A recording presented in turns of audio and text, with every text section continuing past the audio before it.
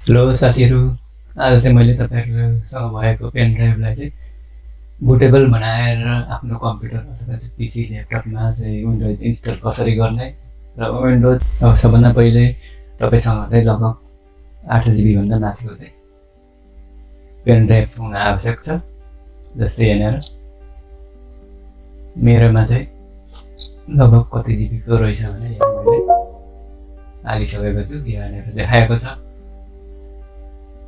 रिमुभेबल disk E29.2 GB free भनेर देखाएको छ। यो 32 GB को चाहिँ पेन ड्राइभ हो। मसँग 8 GB को पेन ड्राइभ छैन, त्यही भएर यसैबाट तपाईँहरूलाई भराएर मैले देखाएको छु। जस्तै यसरी पेन ड्राइभलाई चाहिँ तपाईँहरूको पिसीमा इन्सर्ट गरिसकेपछि तपाईँहरूले फर्स्ट अफ अल सबभन्दा पहिले चाहिँ विन्डोज +X लाई थिच्नुभयो भने रन भनेर देख्न सक्नुहुन्छ। यहाँनिर CMD लेख्नुभयो भने पनि हुन्छ यसरी,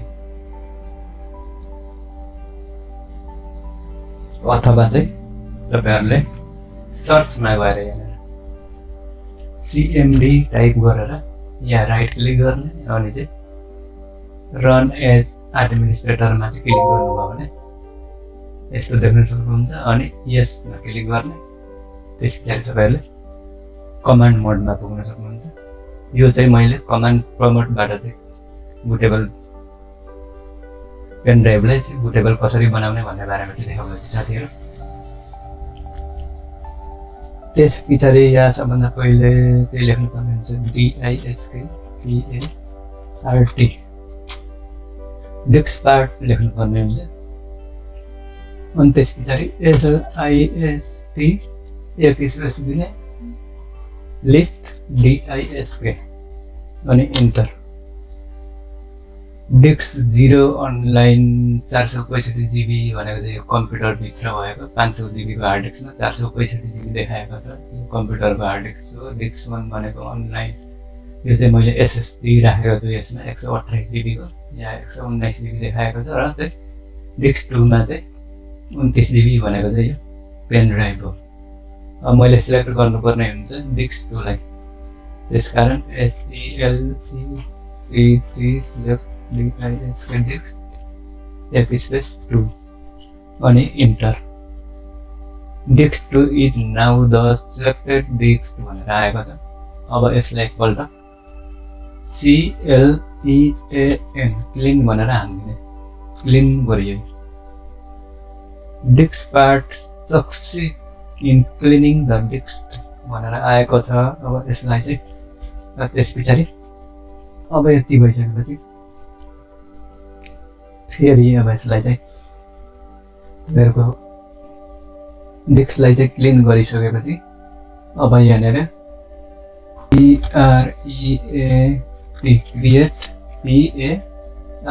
PARTITION यो एकदम स्पेलिङ शुद्ध लेख्नु पर्यो। यसरी मजाले हेरेर ध्यान दिएर लेख्नु होला। Partition PRIMARY primary, create partition primary भनेर चाहिँ लेख्ने, अनि त्यस पछाडि चाहिँ इन्टर थिच्ने।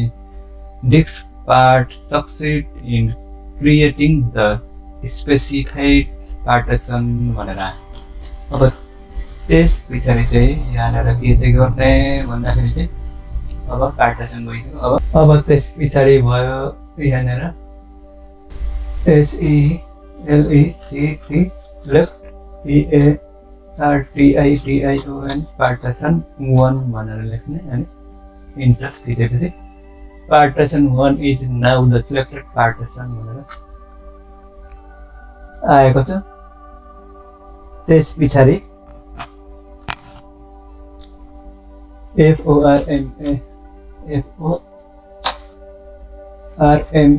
FORMAT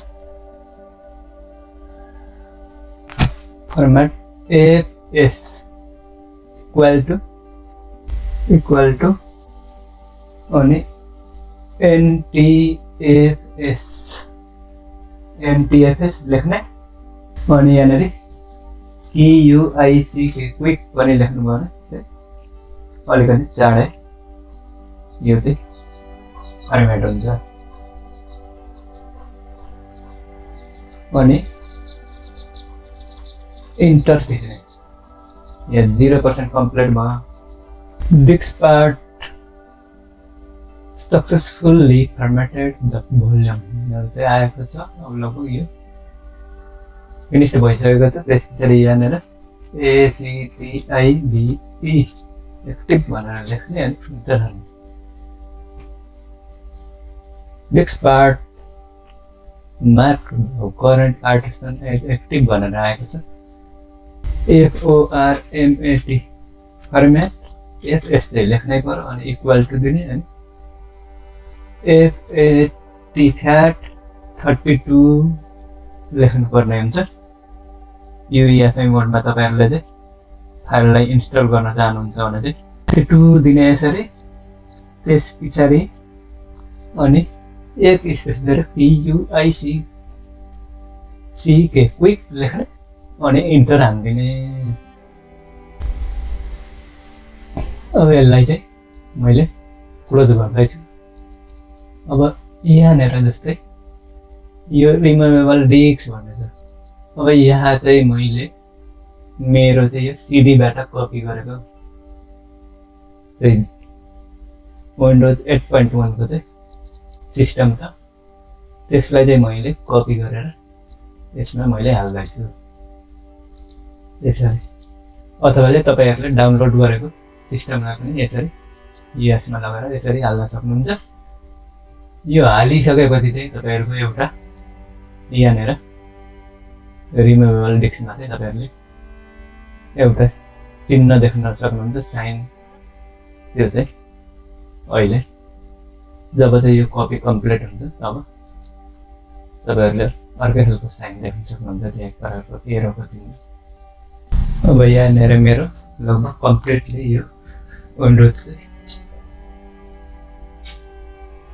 पेन ड्राइभमा चाहिँ कपी भइसकेको छ यहाँनिर रिमुभेबल डिस्क E25.1 GB फ्री भनेर देखाएको छ यसलाई अब मैले इजेक्ट गरेर चाहिँ गरेँ अब फेरि मैले